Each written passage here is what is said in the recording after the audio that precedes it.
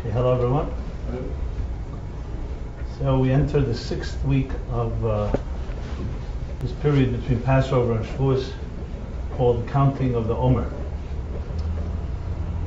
And as I've discussed the previous weeks in this ongoing series, that this is an intense period of personal reflection and introspection, looking into our own souls, our psyches.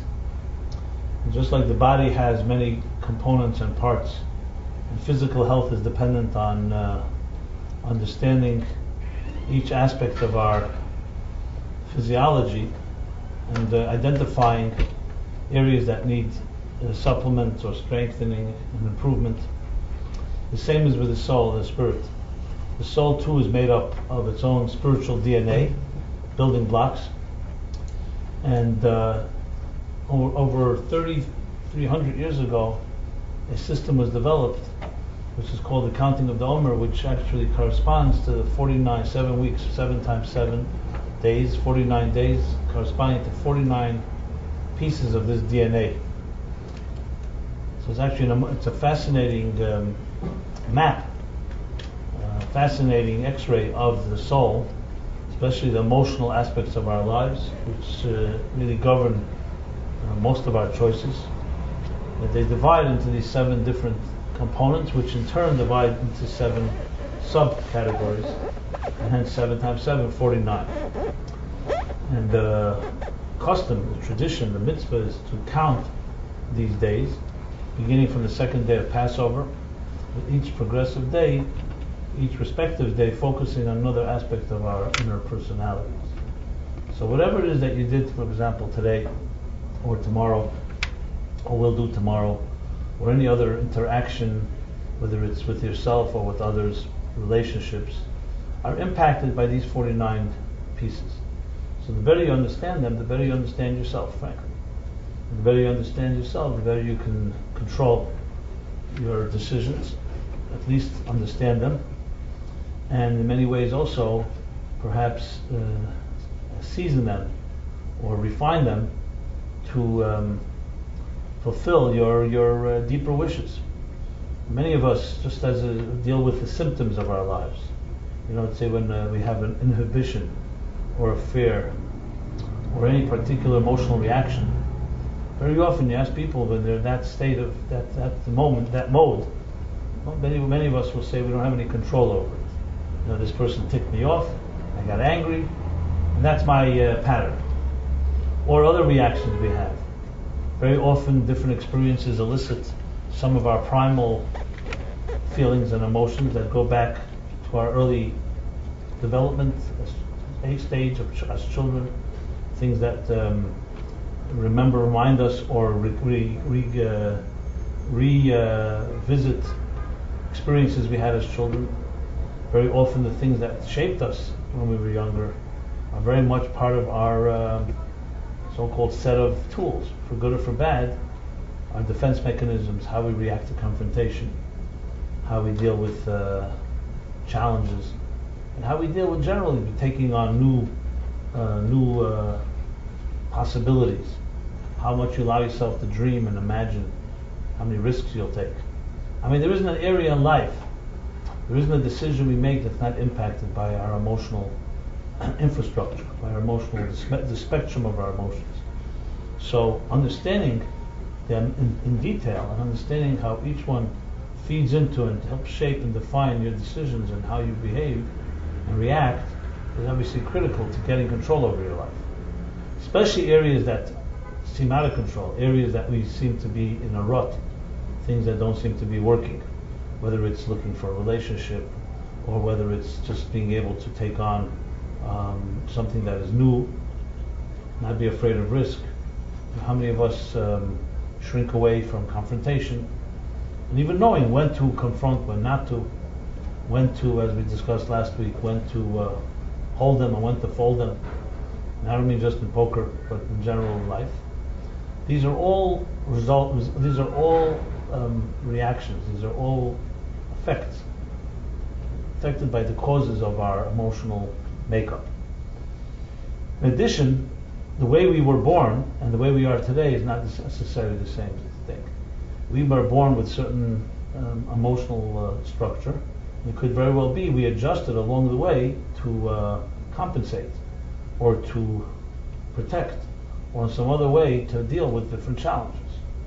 For example, a child may be every child is born exuberant, bubbly, gregarious, with all the options open. If unfortunately, and I just use a strong negative example just to make the point, hopefully no one ever experiences this, but if a child from young age is told that he or she is always wrong, that he or she is always being criticized by whoever may be, by parents, by siblings, by others, the child begins to develop all kinds of mechanisms to react to that, to protect itself. Either the child can become a pleaser, never to allow anyone to criticize, and the child always pleases and thanks everything. It always overlooks his or her own interests in order to please another, or the child become very, very angry and resentful. And all kinds of things build up as a result of the environment in which we live. So things are far more complicated than just understanding your emotional makeup. We also have to contend with all the different things that shaped us and have that we react a certain way. I remember just a very classic example. I remember it happening where a couple came to see me, and the woman acknowledged at that point that she grew up in an abusive home. But initially, when they first met each other, every time her husband would lift his hand in affection, she thought he was about to slap her.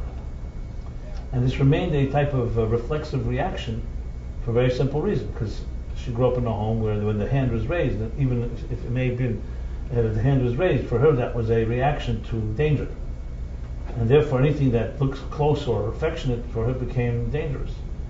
This is very common, and it may sound silly to someone who doesn't understand the dynamics, but we become often we become the habits and the patterns that we develop suddenly become our second nature. And many of these things are very distorted. And once you're in it, you can't always realize, you can't always see. Like the Talmud has an expression, Ein chavish materes atzmei. A person in a prison cannot free himself. A person in fetters cannot unfetter, cannot untie themselves. When you're tied up, you need someone else to untie you. When you're stuck in a pit, you need someone else to stretch out an arm to pull you out. So, in that sense, what happens then is that when it comes to our emotions, we also have blind spots. We have many blind spots. We may not even be aware that a reaction is actually not a healthy one. We can convince ourselves that our reactions are healthy when really they're not. And you see this all the time. You see two people in the same situation, they react very differently. One person will be one person can be very fragile and hurt by, let's say, an insult. Another person is able to absorb or repel or is immune to it. So there are many factors that go into our emotional, so-called reactions and our emotional lives. Well, this period in time is an excellent opportunity to really look into each component individually, not all bundled into one, because again, in our personal lives, everything is just one big bundle. If you separate, divide and conquer, you can identify and single out and look at each particular aspect in its own personality. So with that said, I've gone through in the last weeks, and they're all recorded so you can access them easily online.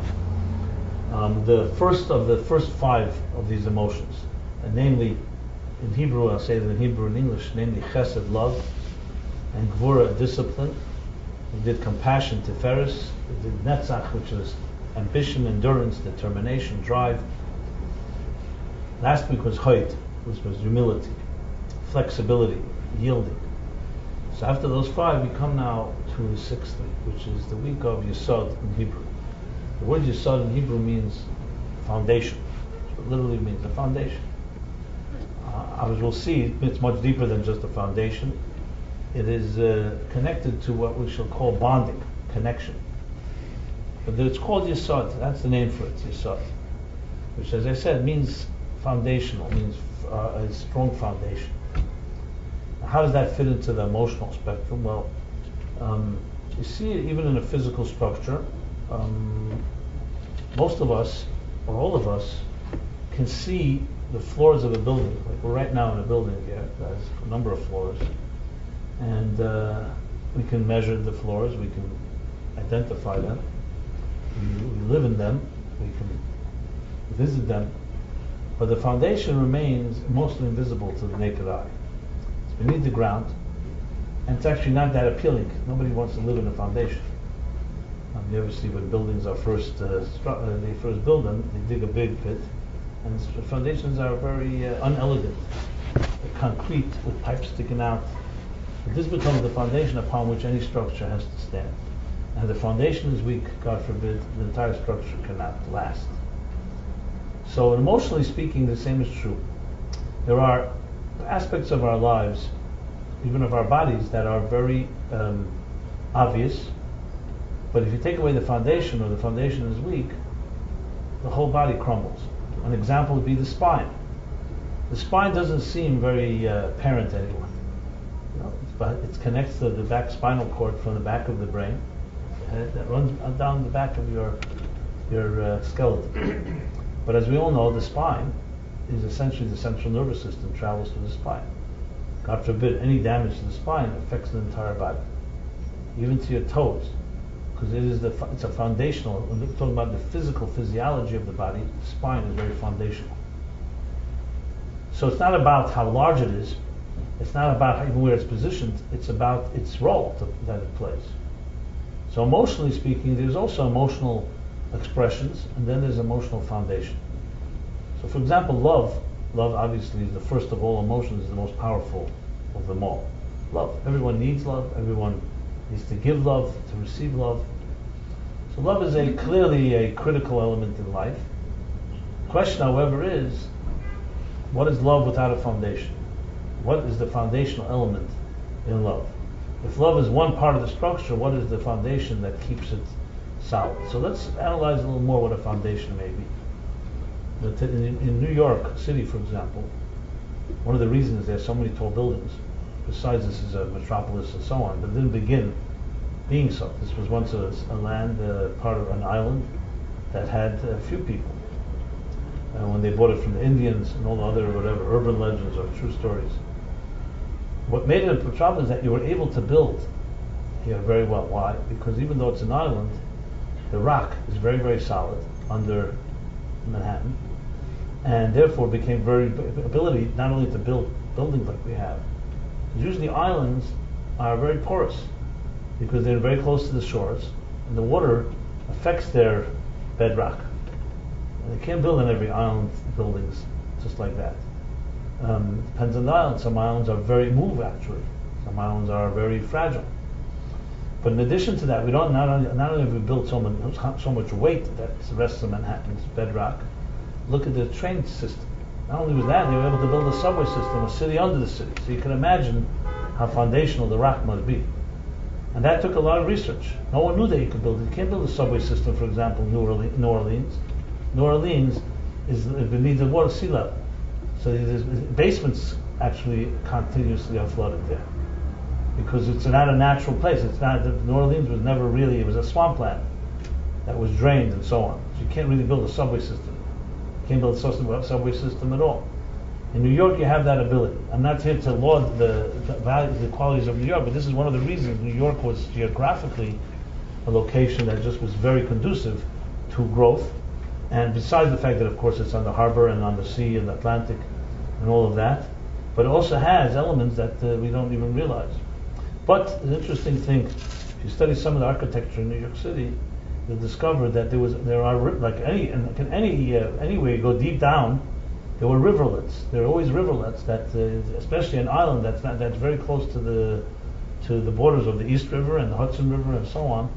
So there's all kinds of some dried out and some still live rivulets under the water, under right now where we're not necessarily right here, but in the city itself. And some buildings, unfortunately, people don't know this until they buy them and they dig. Some foundations rest on those rivulets, and that's where it gets more complicated. I know someone that bought a building on the Upper East Side, and they were digging. And they wanted to build a mikveh actually downstairs, and the mikveh is even lower than the actual building. They have to go even deeper. And they discovered, to their chagrin, that this foundation, this building rests upon one of those rivulets. And it's not so simple, because even a small little gap can impact, especially over time, the foundation, and the foundation impacts the whole building. These things most of us are not familiar with, but neither am I. I read about it, that's how I know. But it's fascinating because it shows that we feel secure when we live inside of a building and everything seems fine, but a lot more that goes into it than you think. Someone did research and surveyed what's going on under the surface, and if the foundation is not solid and doesn't have solid ground to stand on, the entire building is in jeopardy. I don't know if you've ever taken the tunnel tours in Jerusalem, under the old city. So there's a tunnel tour today they've dug. You could see Jerusalem of old, the way it stood, the way it was during the second temple. And the tour guide usually shows you actually what the Herculean and unbelievable architectural task was to build the temple. See, the temple's on a mountain. Jerusalem is a mountain. You see when you travel up. Jerusalem is all on mountains. It's Har Habayis. It's a mountain. It's called Mount Moriah. So how do you build a building on a mountain? It's not that simple. Here, so Herod, who built the second temple, what he did was he built a plate, a very strong foundation. He basically balanced out the mountain by building a artificial foundation, because the mountain itself did not lend itself to build something that would stand solid in it, especially a temple. He built the foundation. You see it and you could see it in the tunnel tours. What happened was, interestingly, the Romans were so obsessed with destroying any remnant of Judaism, of Jewish life in Jerusalem. You could actually see how they're trying to destroy that foundation, but they couldn't do it because it was they dug so deep into the ground under the mountain. But you could see areas where they simply tried to destroy the foundation, not just the building. That's why today you'll find many in rubble, and you could find old architecture because the foundations are still there. And this is just a little trivia, just to point out, simply on a physical level, how foundations are critical. So now let's take it about on the emotional level. You can have all 6 emotions: chesed, gvura, tiferes, all that I mentioned: love, discipline, compassion, drive, humility, and we'll skip the 6th, and malchus, dignity. And if you don't have a foundation, the building is at risk. Something is lacking. How does that manifest in an emotional life? It manifests in hundreds of ways. The difficulty or fear of commitment, the inability to bond, the lack of accountability and consistency. These are all symptoms of a weakened or a lack or a weakened foundation. So a person can have chesed, a lot of love, but if there's no foundation, it's not resting on solid ground. It changes quickly. So commitments move, mood swings, mood changes. These are all results of a weakened or a compromised yesod, foundation. So foundation, or in this case bonding, commitment, connection, is a critical component in a true, healthy and mature relationship. As a matter of fact, children don't yet have yesod, emotion, developed till they're older. A child can love. A child can also have discipline. A child can have the other elements, compassion. But type of unwavering commitment, an enduring commitment, that comes with maturity. It comes with confidence and so on. So you can basically say yesod is a critical element, not so much because we see it, but because it's the underlying force that is really the driving engine of true, mature emotions. You find people who are very sophisticated in how they love and their other emotions, but you don't find that they're able to stick to something for long, which immediately tells you their foundation is compromised. This doesn't mean we don't have it. It comes down to what we saw in our lives. Often when we see people who shaped us in our lives, as I said before, our impressionable years as being non-committal, that teaches us that non-commitment is an option. When we have all kinds of fears or insecurities or other lack of self-esteem, that too all challenges, all weakens the foundational element. So what I'm going to be speaking about is this component. Number one, identifying it as an issue first of all in our lives. And number two, what can you do about it? Because, an obvious question is, if the foundation is faulty and the building has already been built, what are you supposed to do? You're not going to knock down the whole building just to fix the foundation and destroy our lives because we have to go to the foundation. So obviously, there are ways to do things about that Yesod foundation inside of us. It's not necessarily destroying the rest of our emotional faculties. But as always, you have to begin with identifying. And each of us has that emotional element called foundational element, or the capacity to bond, to commit, to connect.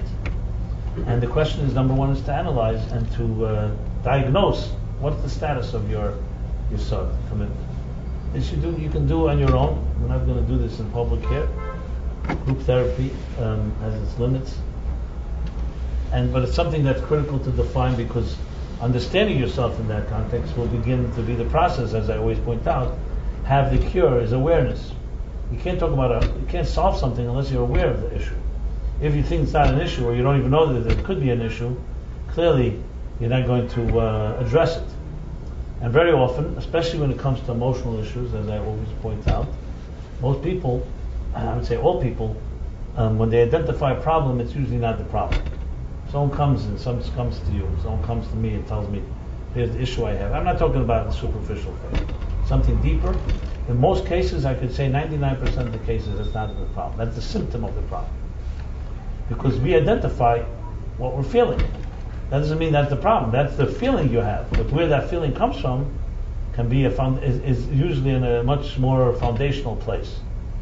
So we identify symptoms, if at all, if identifying anything, but not causes, not the root. So you saw the foundation is a critical element in understanding the root of something as opposed to its impact. If you see a building leaning, it's usually not a result of the building, it's usually something to do with the foundation. If you see any type of fundamental compromise to any given situation, most often it's not what you see with the naked eye, it's a cause, it's something within that's affecting us. Now today this is common knowledge. We all know that we don't measure today things by the physical makeup. You look at the DNA, the genes, hereditary things, and you look at the chemicals, you look at the microscopic elements, the atomic structure in existence. That's what defines when there's a malfunction or there's some type of mutation. It's usually on a cellular level, and that in turn impacts the outer dimension. That doesn't mean, of course, that a person cannot, God forbid, get hurt or wounded on let's say their finger is burned. Obviously, that didn't begin from the root. But even a burn, its real impact is not on the outside level. It's what it does to the layers of the skin or to the nerves and so on. So today, common knowledge that we always look for underlying causes. And the same is true with this issue of Yesod. Very many of our issues, many of our challenges, our problems, you can target and focus in and zero in on that Yesod is the issue. That's the sixth emotion that we're addressing tonight. That is the issue to address. In other words, our love may be healthy. It may be intact. Our other emotions may also be intact. But the challenge is the foundational aspect. So let's address that for a moment. Maybe a good way to begin is share with you a story that that happened many years ago. There were a couple coming to this class, they were dating each other for a while. And after a while, the woman came to speak to me. She said, look, I've been dating this guy for 2 years. Like, as close as any husband and wife, and I want to marry. I want to get to marriage. And he refuses to talk about it. So maybe you could have a conversation with him and maybe get to the bottom of it. Because it's not like he's not committed, not interested in anyone else. He's not like keeping his options open. They're together all the time. So why not? Just do it formally and in a way that's secure, and so on. And he was willing to come speak with me, so we spoke. We met, I remember, it was in Brooklyn at it was in the Grand Army Plaza Library, right near the Brooklyn Museum, Botanical Garden, Prospect Park, that area. So they have a nice cafe, top floor of the library, so that's where we met. And we were talking. He was very open. He was willing to talk. He wasn't defensive in any way. He wasn't like saying it's her problem or something like that. He says, he doesn't see any reason to take this further. and everything is nice as it is. So, of course, I went through what we call the usual suspects, did he go through a difficult divorce, or were his parents have a difficult marriage? The usual reasons that many people are afraid of commitment, because they've seen commitment and they've been hurt, or they've seen pain in that regard. Nothing, all the usual suspects, all the checklists didn't fit this bill, because everything seemed fine. And I had no clue how to help here, but we were having a conversation as we speak, which often happens. Suddenly something strikes you, and suddenly something struck me. I don't remember what it was exactly. It was just, I guess, the collective conversation we were having. At some point, I got like an instinct, and I said to him, I'd be surprised if you have commitment to anything. I don't think the issue here is the commitment to the woman he was dating, or about marriage. I would be surprised. I think you don't have any commitment to anything. Is there anything that you feel that you are absolutely ready to die for? Something really necessary? Something that you would do whatever it takes? Not optional. And he looked at me and said, no, not really. Nothing. Not his work, not his money, nothing. So then he turns to me and just, because we were having this open conversation, he says, what about you? What would you like? What would you like die for, so to speak? What are you committed to? So, being that it was a very spontaneous conversation, I didn't have a planned, canned response. I don't know, for some reason I had a flashback to my own childhood, and I shared with him the following. This was completely it was not a planned mission statement or something like that. And I shared with him, I said, when I was a kid, I remember, and it was the first time I remembered actually when this conversation came up. When you have these type of honest conversations that my father would like to call open heart surgery, heart to heart. Things come out. That's what usually happens when you have honest conversations. Things emerge that you didn't expect, because they're not planned. When you have a planned conversation, everything is manipulated, everything is contrived, everything is controlled. It's just very natural. So I shared with him, when I was a kid, I had this quirk. It was my own little private little secret. Every kid has their secrets. And the quirk was that I remember school, from my home and school was a distance. I used to take a bus, but I could also walk or take a bike. Walking was 25 minutes. And for some reason, when it would rain, I liked to walk. That was not the quirk. That's weird enough, I understand. But the quirk was this. Why did I like walking in the rain? Not because I like getting wet, but because when the rain would rain on the streets, the water would flow. The road would would flow down the sides of the sidewalk, the stoop. The edge of the sidewalk where it hits the road. And I had this quirk, just maybe 7 years old, 8 years old, that I would go and clean the paths, get rid of the twigs or dirt or paper or whatever to allow the flow to go smoother into the sewer in the corner. This was a quirk. I don't know what kids have their things. Was I changing the world by doing this? Probably not. But that was my quirk. I just enjoyed doing it. And I said to him, I said, and you know something? Your question elicited this. This is my passion. I'm absolutely committed to doing this. From when I was young. So there I was just doing it with twigs and paper. But today I feel a deep inner longing and deep commitment and deep responsibility to help wherever I can clear a path. Today I do it more psychologically. Wherever you can clear away a block or inhibition or a fear, or help somebody see it in a new way so they can get over an obstacle. I have absolutely committed to do that my whole life. The interesting thing that happened, he started crying actually as I shared this, because it came from my heart, and it was just and he said to me, I wish I had a cause like that. So I shared the story because we had right there a moment where I had a yesod, a foundational element, and he was lacking one. So let me just tell you the end of the story. It's a happy ending. Whatever it was that was the catalyst, I'm not sure all the details. It must have been that conversation and many others.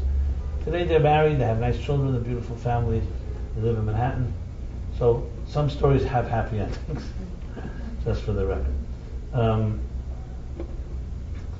in summer camp, I remember, you do these type of plays and everything, and since the plays always in summer camp have happy endings, so being a little mischievous, I decided to do a play that had not a happy ending.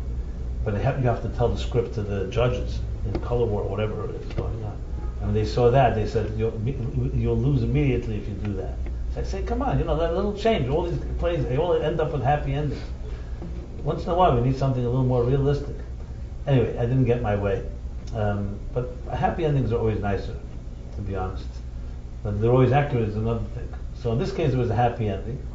And to take it back to my discussion here is, so commitment is not just about blind commitment to something just in order to commit. It's when you have a reason, or you have something that you truly are compelled, a sense of urgency, a sense of mission, your calling. That is what gives people real reason to connect and bond. So that is the real antidote to a situation where we find, especially in our day and age, lack of commitment. We can analyze the reasons for it, but there's no question in my mind that part of it is also due to our comfort zones. Especially for Jews, when you're running for your life, and every day is an unknown, because you don't know who's going to expel, or try to kill, or try to destroy you. What happens, interestingly, even though you can say, well, that really creates a very, what shall we say, a very shaky and insecure situation. But fascinatingly, the Jewish people, they became extremely strong they built very strong foundations because of that. So spiritually, they were they're unmovable. And precisely, even a situation that was dangerous. So dangerous and so-called unexpected on the outer level created a very deep foundational elements on the inner level. Today we have the exact opposite situation. Today nobody has the fears that existed 100 years ago, 70 years ago, several hundred years ago. We live relatively in a peaceful world. I mean, obviously every place there's danger, but you can't compare it at all. This is not the Nazi age. It's not Stalin's Russia. It's not the pogroms. So you live in comfort. I mean, you can sleep peacefully and you don't have to worry in the middle of the night someone may come to arrest you, and so on. What happens is develops a comfort zone, which frankly is a blessing, obviously. But it also, like every blessing, has its other side to it. It's a double-edged sword. In the sense, the blessing on one side, the other side of the coin, is that it creates a new challenge. The challenge is, what do we stand for? Well, you don't have to fight for something. What do you stand for? And I've asked this question to, I don't know how many, hundreds, maybe thousands of, especially young people in this country, of all walks of life, Jews, non-Jews, especially younger. What do you stand for? What do you believe in? What are you ready to fight for? And most people's response, what are we ready to fight for, is usually related to either video games or the sports team that you're a fan of, because this country does not have to fight for anything. There's nothing to fight for. Thank God we've not had a war on this soil for many years. So what tends to happen is we tend to atrophy, you can put it this way, in the context of what we believe in. What's our vision? And most people cannot answer that question. What is my vision for life? Besides, I mean, obviously, if you're a wordsmith, you can come up with all kinds of platitudes that sound like you're saying something but saying nothing. What's your vision? So people say to be successful, to be happy, to make money, to be able to change the world. But you can press someone for some details and then find out what they stand for. And it's not meant to be a critique. It's simply a symptom of our times. It's a symptom of easy life. Now, I'm not suggesting everyone has an easy life. There's plenty of challenges. But the challenges are far more within than they are without. So in a strange way, when you don't have challenges from outside, someone challenging you in what you believe in, you end up not believing it much. So it's very obvious that this sixth emotion we're addressing this evening, called Yesod Foundation, in our day and age, is the one that is most compromised and most lacking. Because many of us don't feel we need one. How many people feel that they need a sense of calling? Now, it doesn't mean our souls don't hunger for it. Some of us are desperate, but there comes a point where you get caught up in your job and survival, and the war and the battle for survival takes over your life, They don't have time to think about these things. I asked the person who's his life is not going very well, emotionally, personally, professionally very well. He's making money and all that. But he's miserable. So I asked him, so what do you feel is your calling? What is your calling? He was almost like, he was incredulous at the question. He didn't know what I'm talking about. He says, well, who says I need a calling? When I hear that, for me, that I cringe when I hear that, because to me that's like the basis of a human being is that you need a calling. It's what drives a human being. But I see it's very easy to replace it with the rat race, with the success, the instantaneous, the temporary, instant gratification and temporary success. Money is an excellent distractor. So are other forces that consume our lives, whether it's sexuality, whether it's the different entertainment that keeps us busy. Today we have who knows how many channels and how many options that to entertain ourselves. So that keeps us all busy. It's not a surprise that we live in a world of so many addictions. Addiction per se means that you are bound to something. It's actually obscenely the antithesis of yesod. It's a foundation, but the wrong thing. You're bound and committed to something that is controlling your life. What is its root? Its root is that there's a lack of bond to something else. So since a human being, especially passionate people and creative people, you'll see are the most addictive personalities. Because that's their energy. They're looking for passion. They're not mediocre. A mediocre person will have mediocre addictions. But a very passionate person will have very passionate addictions. Because they're desperate. If you're very thirsty, you're very hungry, you're very driven, and you don't get the nourishment, what are you going to do? You'll find something that will do anything for you. The difference between addiction and a healthy commitment is this commitment, the substance is controlling you. And the healthy commitment, you're controlling the substance. That's a small little difference. But in both cases, it's total and utter commitment. The ability to say, I am committed completely to this, and unwavering, it's unconditional. Take another sensitive subject, loyalty. How many people can you identify in your life that are really loyal? Many people say, I thought people were loyal until something happened, until there was competition, until they were fighting for my job, until push came to shove, when there was a real crisis or situation, and it was their skin or mine, loyalty goes away. What does that tell you? That there's no absolute commitment, there's no absolute loyalty. You're blessed if you have someone that has loyalty, that is absolutely unconditional loyalty. And I wish it upon everyone. But it's yet another thing in this world that happens. And even people that you would never believe, give them enough money, give them enough incentive, and they suddenly can convince themselves that they're not even disloyal. Because what happens is it plays with your head, and you start thinking, oh, I didn't do anything wrong. Some people are quite aware they did. But many people sell out for whatever it is that seduced them. These are all symptoms and all examples of a weak or a compromised foundation, yesod. And one of the main reasons in our time is because when there isn't a foundation that's healthy, what's going to happen is there'll be other so-called commitments that we will come bound to that we can't free ourselves of. So everybody's got stuff like that. The question only if it's healthy or not. So with that said, it's just some food for thought to understand, to look at ourselves and try to analyze and try to so-called diagnose where we stand in this regard of commitment, loyalty, and so on. And it's not always comfortable to look at this. It's easy to point at others that are not loyal. The question is, how loyal are you? Are you the only person that wouldn't sell out if the price was high enough? No. And this is not meant to make anyone feel uncomfortable. As I said, you don't have to answer this question. But if you want to be an honest person, you have to look at yourself. And it always will come down to what you really believe in. Obviously, like I mentioned last week, if a tree doesn't have deep roots, it's going to fall. If a tree does not have a foundation, when the right storm strikes, all our morals and all our values will go the other way.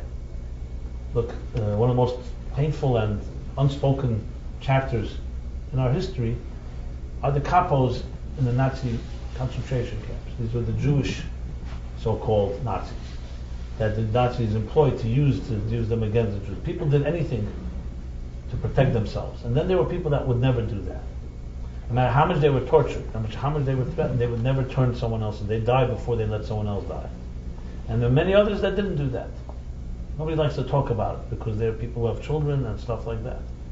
See, I always ask myself that question: what would happen if I were under such duress, such dire circumstances? What would happen?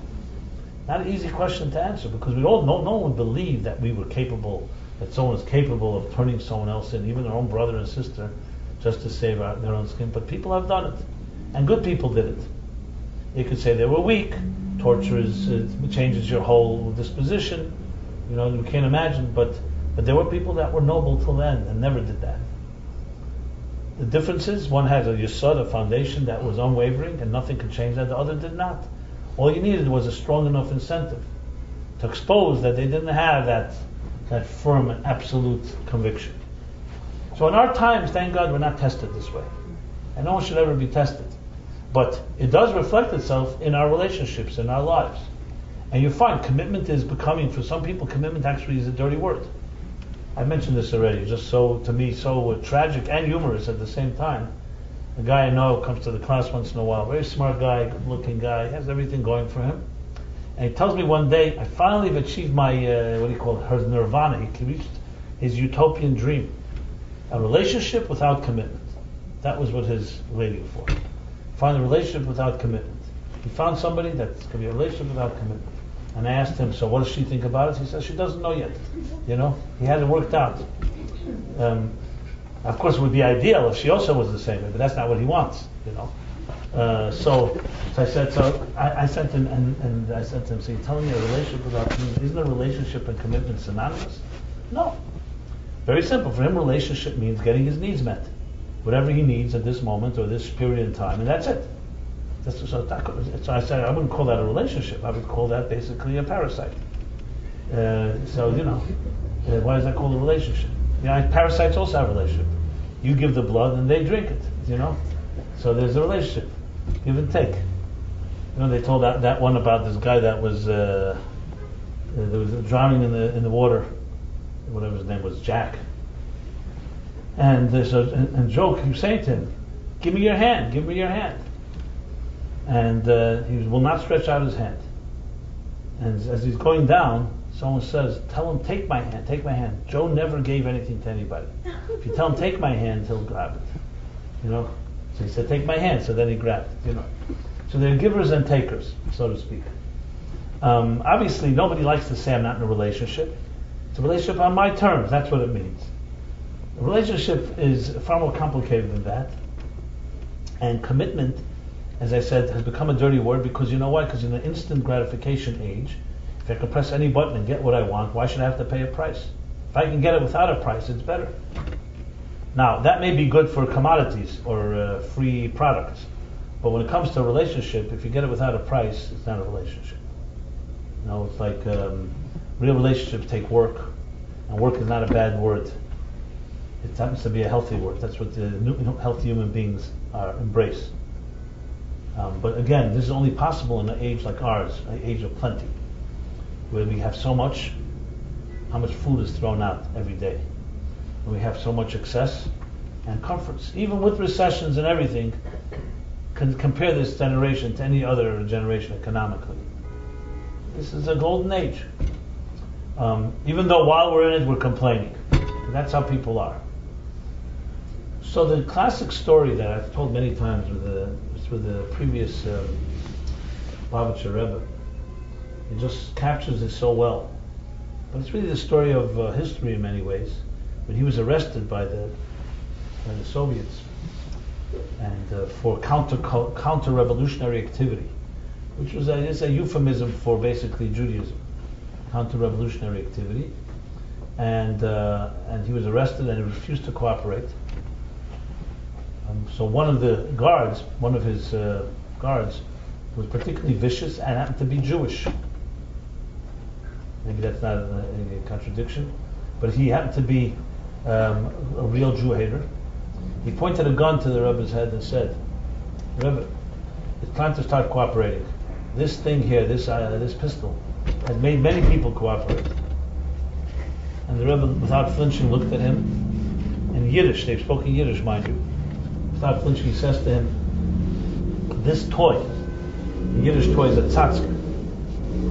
This toy can frighten someone that has one world and many gods, but not someone who has one God and many worlds, or two worlds. Think about these words. It can frighten someone that thinks that all of life is a here and now. So take that away, I have nothing left. So they'll do whatever it takes to hold on to their little piece of turf. But someone that has one God and many worlds means many dimensions of life. Not that he was looking forward to die or that he wanted to, but you're not going to frighten me because there's a spirit that doesn't die. This has been the essence of what Jews always knew. Mordechai knew it when he wouldn't bow to Haman. What's the big thing? He would have bowed down to Haman. He wouldn't have all the problems. Haman wouldn't have gotten angry. All this insistence that Jews would not bow to the idols. They would not bow in the physical idols, the metaphorical ones. They refused to conform. This is the key to someone who has something that they believe in. Nothing can change that. And it doesn't matter if anyone's watching or no one's watching. There are many of us who would not do something if others are watching. If someone's watching, we'll be careful because we have a reputation. There are people who don't even care if people are watching either. That's another category. But there are people who, if someone's watching, they won't. But when you're not with someone, no one's watching, hey, you can get away with it. And there are those people who are true and honest, has nothing to do with whether there are others that are watching. I mean, just to make sure that we don't think that we're so terrible, even in the Talmud, Rabbi Yechon ben Zakkai, a great scholar, at his deathbed, he told his students, and these were great Talmudic students, he told them exactly that. He said, Halavai, may it be that you should fear God as much as you fear people. Because God is invisible. People are there, and we're ashamed. There's a thing called shame. As I said, someone who doesn't even have that shame, I'm not even discussing right now. But that's how it is. That the ability to have something that you're fundamentally connected to, and nothing can change that, is not it's a rare commodity today. And one of the reasons is what I mentioned is comforts. We're not forced to make such choices. So we stay on the fence, we stay in the uncommitted level. Like the guy that said, I used to think I'm indecisive and now I'm not so sure. You know? So there's the element of, like the pollsters will say, today you have three options. Yes, no, maybe, or undecided. So the guy says, I think I'm undecided. You know, that's also a category today. This is when you have a lot of options. You go to these menus in restaurants, they're like basically like an encyclopedia of it's ridiculous, right? You can't even choose. There's too many options. The point is that this affects every aspect of our lives. This isn't just some type of religious issue. This affects our lives because the healthiest relationships, the best comes out of us when we're truly committed to it. And you see this all the time. You see those that are committed and bonded to whatever it is they're doing, they will not take no for an answer. They will they'll be able to face obstacles and crises and challenges because there's a strong foundation, there's a strong connection. Nothing is going to change that. Now, all of us are capable of that. All of us are born with that particular faculty. It's compromised as a result of, as I said, of our upbringing, what we see around us. When you see lack of commitment around, lack of bonding. And it's compromised because of, as I said, the world in which we live. But it affects and spills over to everything that one does. So if you were to ask yourself a series of questions, one of them would be, how committed are you to things? What is your commitment like? Now, obviously everyone will say, I'm very committed to myself and my needs. Well, that really fits into this category, because that's basically pure survival. But commitment means, do you have a cause? Do you have a calling? Do you even think it's important to have one? And how committed are you to it? You'll find you're not going to have necessarily strong answers.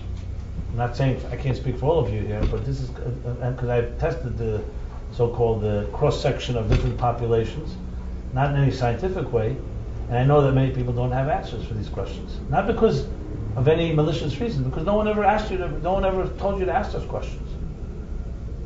At the beginning of this year, Rosh Hashanah time, I gave a talk about finding one's mission statement. I was talking about how we can do this and help our children inculcated in them that type of attitude. So a woman asked me, a mother said, what can I do for the new year that can help my children grow up having that sense of mission, having that sense of unwavering foundational commitment? So I said, very simple. You have to have a commitment yourself, and that is that every morning and every night, besides telling your children, I love you, you should also tell them you're distinct and unique and indispensable, and that you have something absolutely necessary to contribute to this world. And you have my full confidence that you can achieve it. So you say this to children every morning, every night, from a young age, guarantee that you're going to have a different type of child. And if you don't say it, it also tells us something. It also sends a message. Because saying that makes the child think about it and builds the confidence. And even if they may not find it, but they know it's something important. I wish I said it to my own children every day, to be very honest. But we don't think about these things for, number one, no one told us. So the simple thing like that can change lives is something that we don't think about. We're distracted. How many other important things do we neglect? As I said, with the foundation. In other words, there's the story they tell, or the analogy they say. It was actually a woman and her husband were by one of the Rabbis, and the woman was complaining. She said, when we have guests on Shabbos or other times, people are always complimenting my husband about his nice words and so on. And they don't appreciate all the work I do and so on. And this Rebbe answered, he said, look, I'm not justifying it. People are superficial, they don't appreciate, they should be appreciating, but you have to remember that we live in a superficial world. When someone comes into a home, what do they compliment? The furniture, the paintings, the structure, and so on. You never hear someone saying, oh wow, what kind of powerful foundation must be under this building that keeps it standing. Foundations are not, as I said earlier, elegant. Foundations are invisible. People don't compliment foundations. They don't even think about foundations. It's out of sight, out of mind. Even though it's the basis of who we are. Even they talk about it as children. We are our parents' children. Our parents are the children of their parents. These are foundational elements. What shaped you happened a long time ago, before you were in control. The mitzvah that says in the Torah, the 10 Commandments, honor your parents. L'man yaricha yamecha, in order that you live long, is one of the complicated mitzvahs. Many people have issue with it. I remember years ago in the late 90s, or actually in the early 2000s, I was doing a radio show. It's called Torah Meaning for Life, a show for skeptics and seekers. It was a live show in the city. We were based in the city. It was on WVD every Sunday, 6 to 7. And it was a call-in show. It was very fascinating. I don't know if any of you remember it. We have all the recordings, we have the transcripts. But I chose especially topics that were like offbeat, topics that others didn't address. Well, I remember one week the topic was how to honor parents who don't seem to deserve honor. Oh man, that was there weren't as many calls as that week. That was the most popular show of them all. And the calls that kept coming in were all about the horror stories about parents. That, how could you honor parents that were abusive, that were absentee, that were hurtful, the whole thing. I was so exasperated at some point in the show. I said, "Is there anybody out there that loves that doesn't hate their parents? Can you call it?" So I was thinking either nobody loves parents, or I happen to attract people that don't love parents. I don't know. So I wasn't sure about that. Well, finally a call comes in. It says, "Hey, you've asked for someone who doesn't hate their parents, but I'll tell you my story. I hate my children. And they hate me." Okay, so that was some consolation. But that was the show. The point I wanted to make was that one of the points I addressed in the show was the issue of honoring parents that don't seem to deserve. How can the Torah make this blanket general statement that honor your parents? And not only that, it adds in order that you should live long. What's the connection of one with the next? And what happens if you do have parents that are abusive and hurtful? As a matter of fact, even from a psychological health situation, parents that are extremely abusive, it may be actually healthy to stay away from them. So what does it mean? What does the Torah say to honor?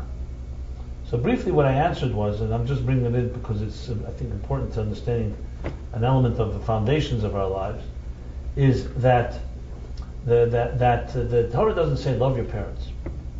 That's optional. If they deserve love, love them. It says honor. Honor is a different word, kavod, kibud. Honoring your parents is not about honoring your parents. It's about honoring the life that they gave you. Because even if they're the worst parents, the fact is that life came through them to you. And if you don't honor that, you're really not honoring yourself. So if parents are good parents and healthy parents and they deserve honor and love, then great. Then there's no question. But even if they're not, honoring them doesn't mean that you have to do what they want. Doesn't mean that you have to follow their guidelines or they're abusive, that you have to listen to whatever they say. It means you're honoring the life that came to you through them. You'll find many people dealing with difficult parents, one of the most important things to learn to heal is to heal, forgive yourself. Because what happens is, unhealthy parents cause us to think that we are worthless, that we are not valuable. One of the big things, children of divorce, they blame themselves. I know it sounds odd, why would they blame themselves? But that's how it is. Because children will not blame their parents. So to honor life means you're honoring the life that you were given. If your parents were blessed to be healthy conduits, then great. But if they're not, that's the minimum. Which means you can honor your parents by never talking to them the rest of your life. You can pray for their souls that they should heal. Doesn't mean you have to have contact with them. And I don't want to go into this topic because it's a whole other subject. But that's why it also says that you will live long. Because it's not about because you honor your parent tit for tat. It's because you honor life, so you get more life. So the foundations of a person's life are invisible. I say this also in context of this past, just yesterday was my father's 8th yahrzeit. So I think about this. My father, no human being is perfect. My father was not perfect, but he was my father, and he had to not be abusive. So he deserves honor and love, even based on his behavior. But I remember when my father passed away, it was maybe I would say not maybe, but definitely the most impactful experience in my life, more than anything else. And the only way I can understand it is because parents affect you from even before you remember. I look now at my children and grandchildren, and they won't remember when they were so cute, 2 years old. But that was the age when they were shaped, when we were shaped, and who's your life? Your parents. So when a foundation is shaken and a parent is taken and leaves this earth, it has a very deep impact on the structure. That's how I understand it. It's like a very deep connection, and you really realize it actually after a parent's death. No one should ever know of this, but those who have lost a parent can probably identify with what I'm saying. So I mentioned that also in that regard. But it also helps you to focus not on the symptoms, as I said, not on the superficial, but on the real foundational elements that make us who we are, that shape us who we are. And my father happened to be a man of absolute commitment, at his great expense to himself. So I was around a real yesod, a real foundational type of person. He was like extraordinary in that regard. And anyone who's ever been around a person like that knows the impact that it has on you is very, very profound. I was also around the Rebbe, who was also very much like that. People who are unwavering in their commitment to the things they believed in. And not in an obstinate way, not because they were inflexible, they weren't kind and so on. No, because their calling was complete. It completely consumed them, and that is what mattered. And everything else was secondary. And that is a very profound thing to be able to observe, because it rubs off. So if you don't have anything like that in your life, you never met anyone like that, obviously it's going to be a novelty. It's almost sounds like a fantasy. If you have met someone like that in your life, you know what I'm talking about. Now, hopefully, all of us can become someone like that. It always helps by osmosis to see others. It's like, you don't become a commander-in-chief of an army just from the beginning. When you hang around with people that are confident, that are driven, that have that fortitude, that ability to just be committed and bonded to something, then as one learns from them, you learn to do the same. So, what I would submit here, that in context of our discussion here this evening, that this is the foundational aspect of one's emotional structure, is a critical component, especially in real, enduring commitments. That's where it really expresses itself. Like I said, chesed, love, you can find people that have love for a while under certain conditions. But unconditional, lasting, enduring, we say binyan adayad, an enduring relationship, that one that is like a being, a structure that is forever, that requires this element of Yesod. So let's apply it to relationships, since I'm talking about relationships. I once was giving a class at the Learning Annex here in the city.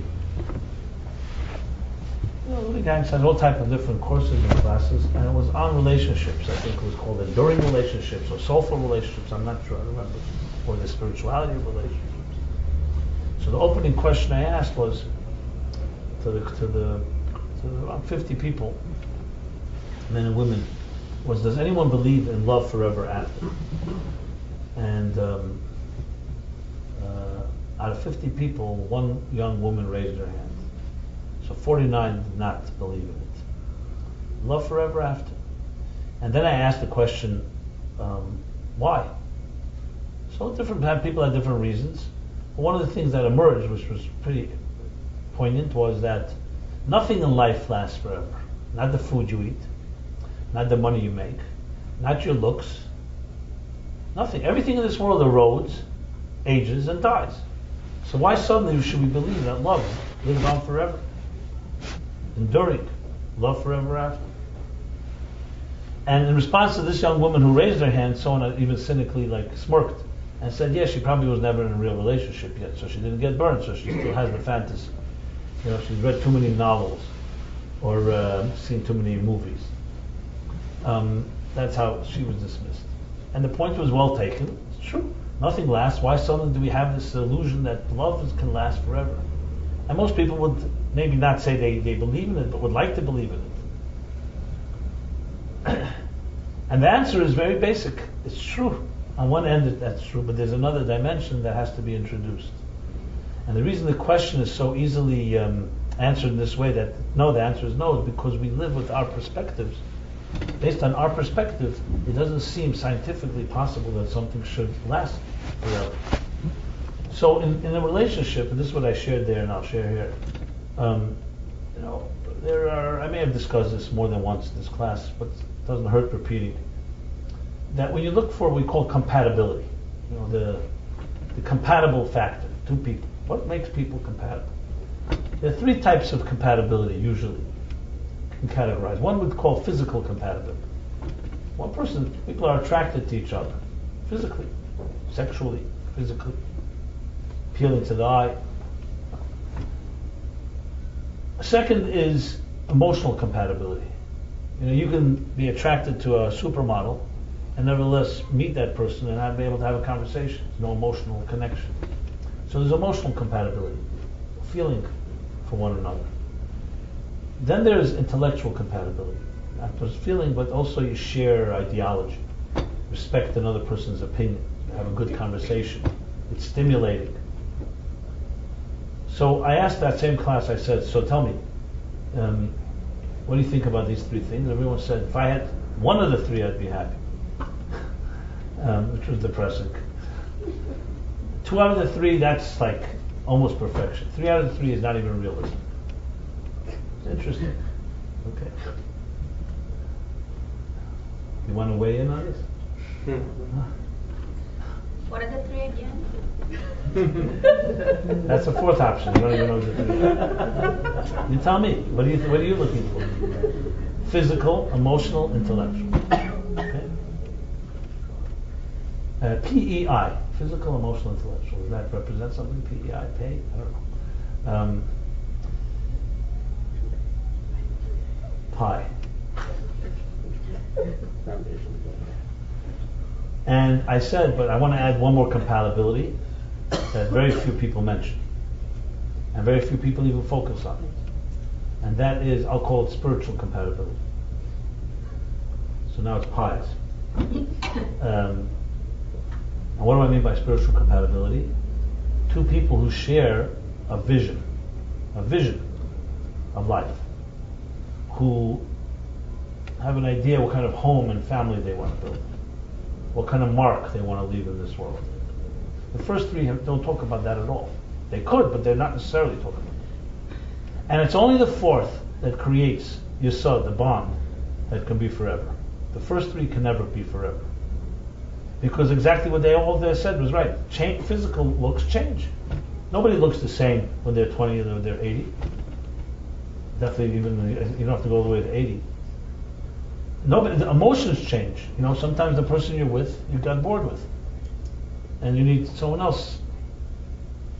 It's a common thing. And same thing intellectually. Those things all go through vicissitudes. They all go through mood changes. They all go through growth. As a matter of fact, things that you're accustomed to become boring. Whereas spiritual compatibility is not about your needs. It's not about what I get. Physical, I'm attracted to you. I feel for you, you feel for me. We stimulate each other intellectually. Spiritual compatibility is what you give, what you build. It's a commitment to something greater than the sum of the parts. That's why it can last forever. Because if it's just the sum of the parts are not forever, how could the sum of the parts be forever? But a vision is a connection to something that's greater, transcendent. That's the word, transcendent. And the truth is, it's a commitment that begins long before you meet anybody. It's whether you're committed to transcendence in your personal life. If you're not committed to finding your own soul, how are you going to find your soulmate? So it's about a soulful experience that most of us, as I said, are not trained to think this way. It's not what we're taught. We're taught go out and get it.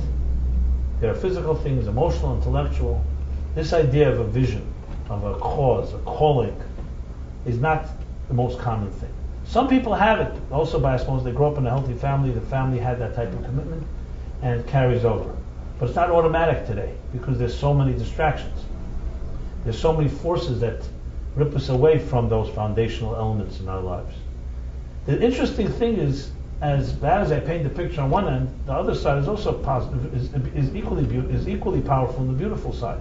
We're all capable at any moment to access this. This is not like, if you didn't have any foundational elements, you no longer can have them. The first step is you have to be aware. You have to crave and long for it. That you want to have a foundation, something that lasts. The problem is that we see so many people that things don't last. We think we're also one of them. So then that becomes the blind leading the blind. It becomes a vicious cycle of commitment being almost a either a dirty word or just an impossible reality. So it's very much connected to finding your own so-called deeper calling. What can we do? You want to ask something? I'm just curious.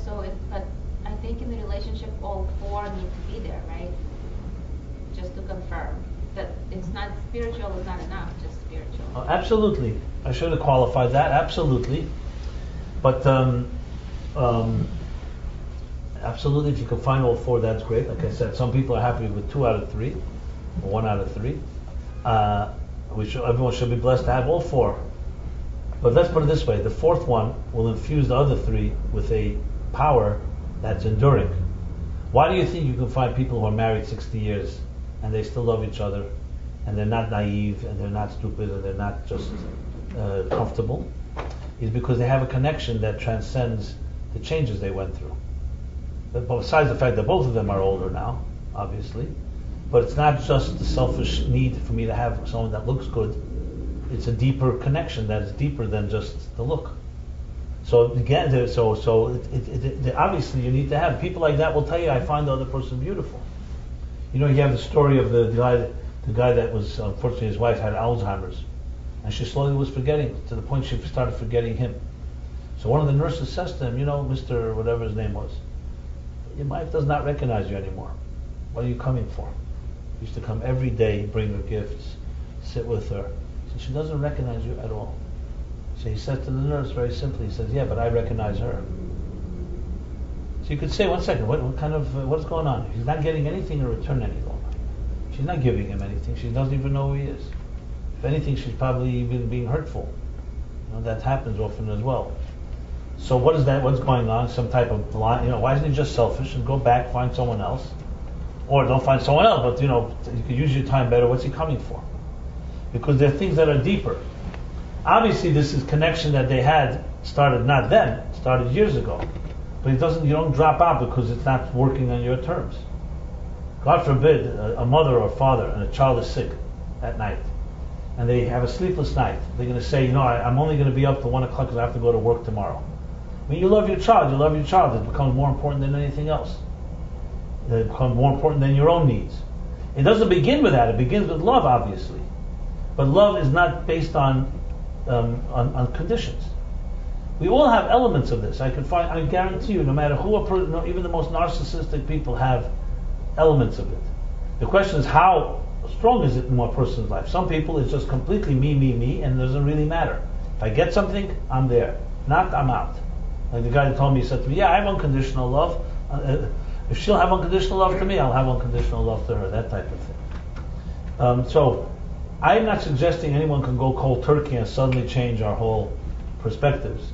My point here that I'm trying to address here is to bring light, to shed light on the issue. You know, when you shine the light, the spotlight on something, it right away makes you think. And that's the key here. The first step is to start thinking about this in a more serious way. Most of us don't give this much thought because it's one of those unspoken things. Either you have it or you don't have it. But it's something to be addressed because it affects us all, and it's very easy to measure levels of commitment. And if you're sure and you're not sure yourself, ask someone that knows you whether they see you as a committed person or not. Guaranteed they'll get a pretty good insight. You may not hear what you want to hear. That's the thing. And then there's the question is how we build it. How we build it comes down to what we value.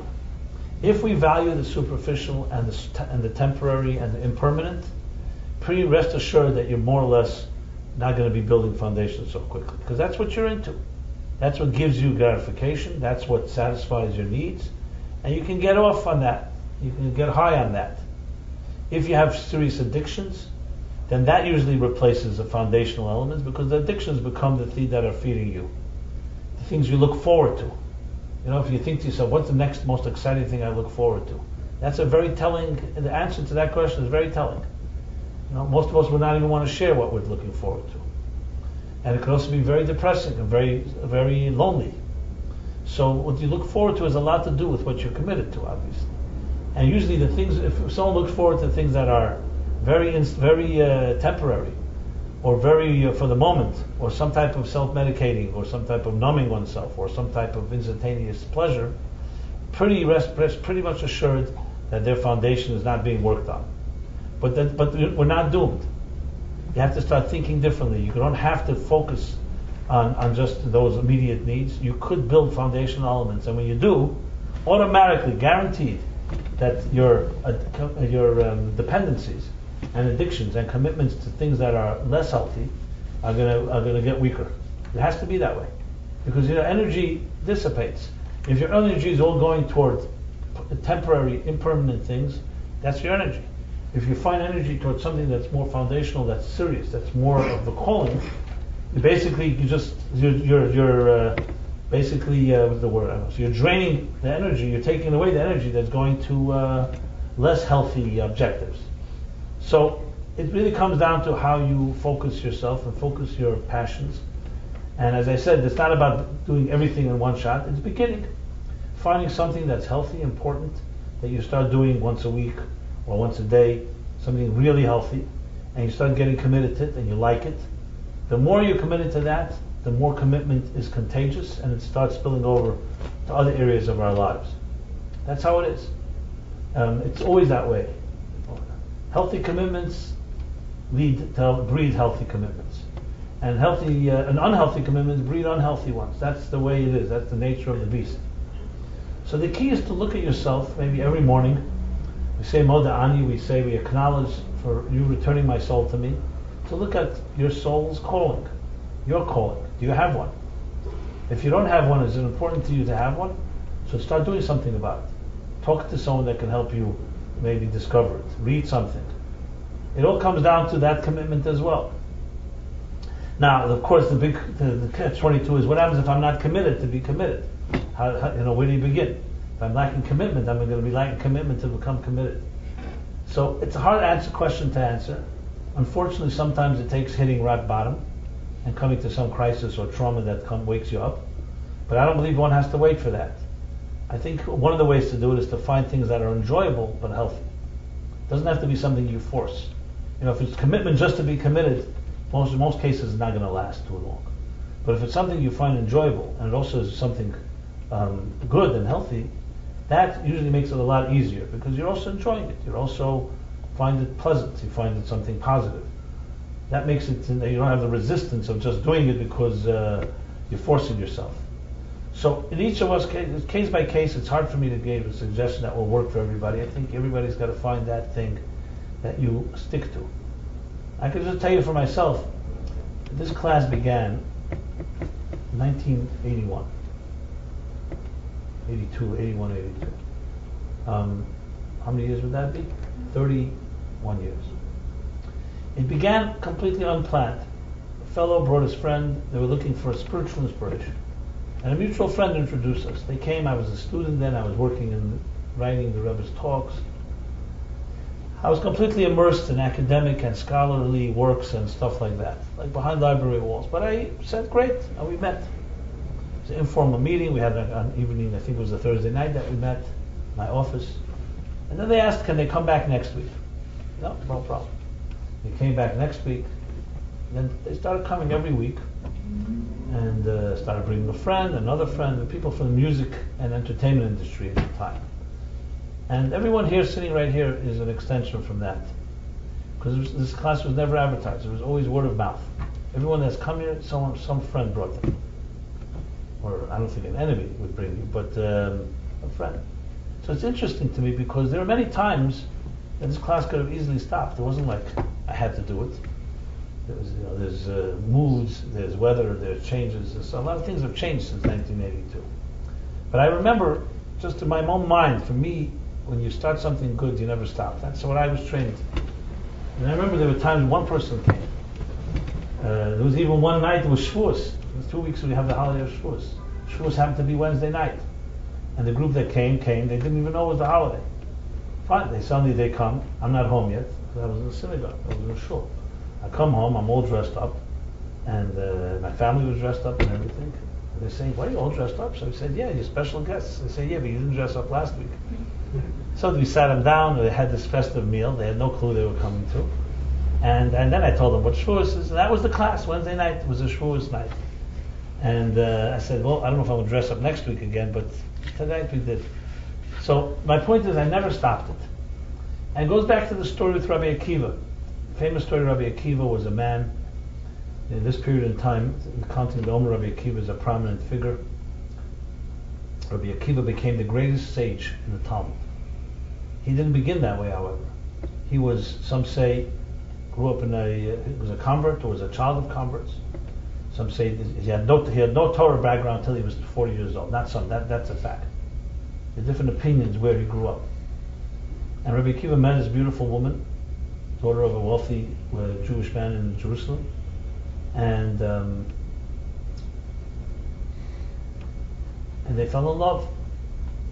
But he was a man that had no scholarship, had no study. She was his inspiration. She said, you could begin now.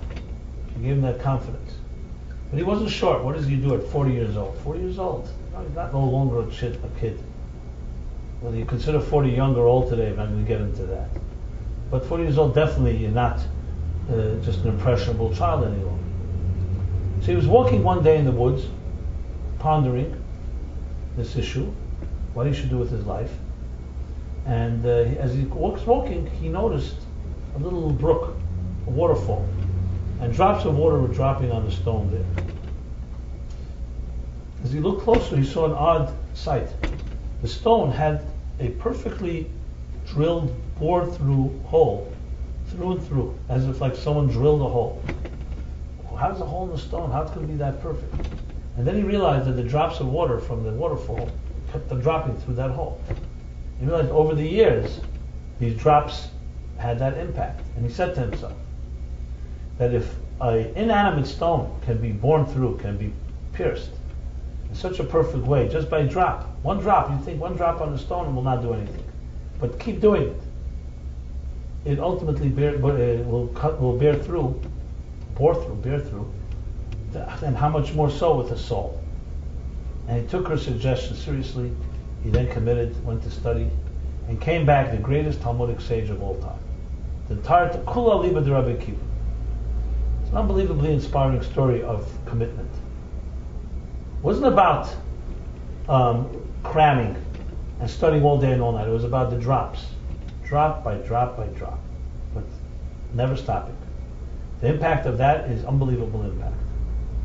And that's a lesson in a real Yesod. And look what a man became because of that. So this was the lessons that I've learned when I was a child. So I never stopped the class. Today, I don't even know, 30,000, 40,000 people probably came through this class. And with those years, there was no such thing as emails, there was no connections altogether. I mean, I remember many of the names. I meet people now, 30 years later, we still remember each other. We even have old videotapes from like 1986 or 87. You know, those VHS, whatever they're called. What were they called, right?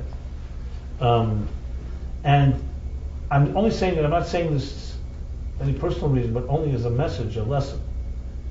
One of the best ways to start building foundation in your life is to do something and stick to it.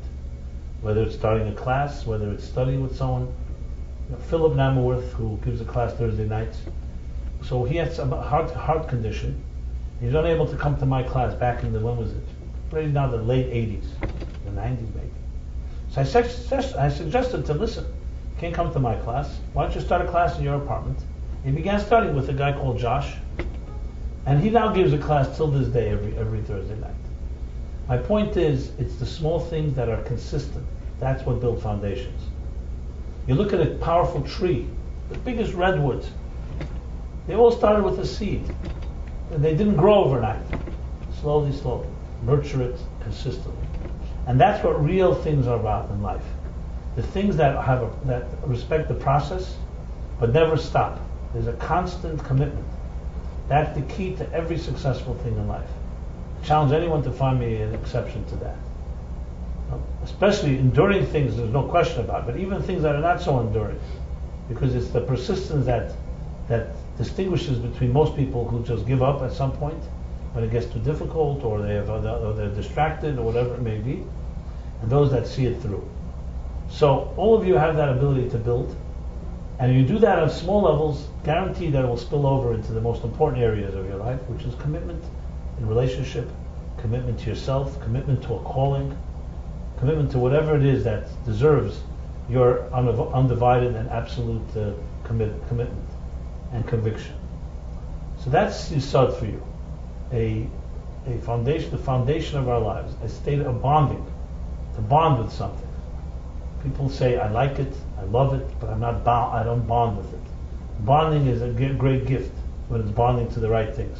If you bond to the wrong thing, guaranteed that's the Yesod of what they call klippa. That's the negative Yesod. That's foundation in the unholy foundations. And holy foundations is a bond to something that is pure, that is real, that is greater than yourself, and absolute commitment to it. And everybody's capable of it.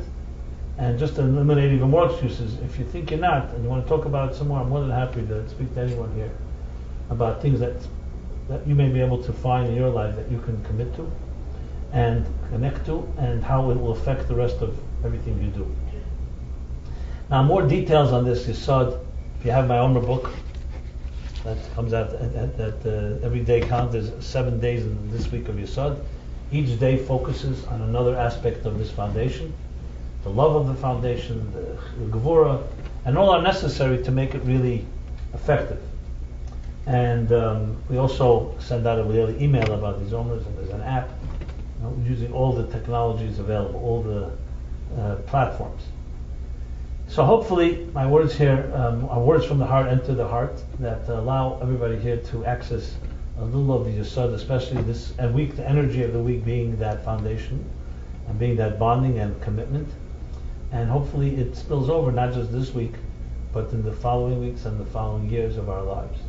That everybody should be blessed here start with the biggest foundation of all, binyan adiyat, to find your true soulmate and to be able to build an enduring and an everlasting and permanent structure called marriage, a love, a home, a family. And family means children and grandchildren that go on forever. That's one of the ways that things endure. And on a more personal scale, a type of enduring commitment to our own calling. Each of us have our indispensable mission and role to play. Everyone here in this room has something that you can contribute that no one else but you can contribute. I think that's pretty worthwhile to bond to such a calling.